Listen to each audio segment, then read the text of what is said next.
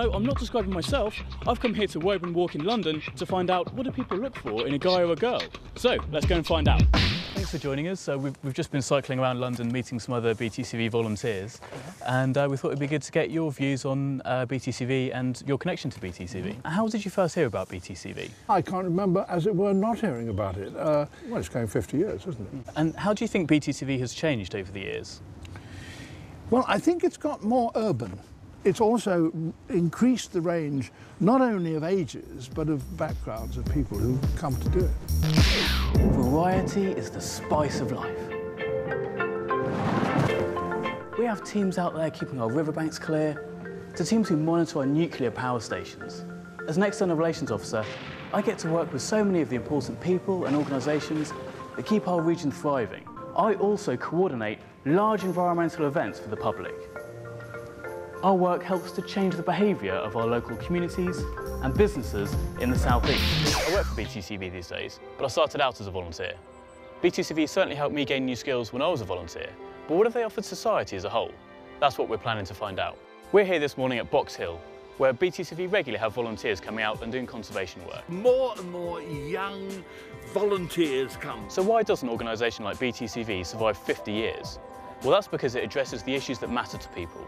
Social cohesion, health and well-being, employment, as well as the big environmental issues like climate change. What are you doing? Well, we might be looking out the window. That means there's only one small, low-emissions car for all the crew, which leaves us with a bit of a problem. This is Jill. Hiya, I'm Jill. You ready? As they'll ever be lovely. So Jill, how did you get involved in BTCV in the first place?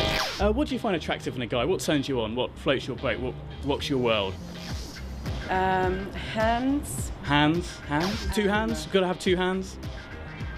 Yeah, possibly, Great, not okay. three. Yeah. Sense of humour, so I've got a joke for you. How do you make a dog drink? You're an attractive person. Romance must be pretty high on your agenda.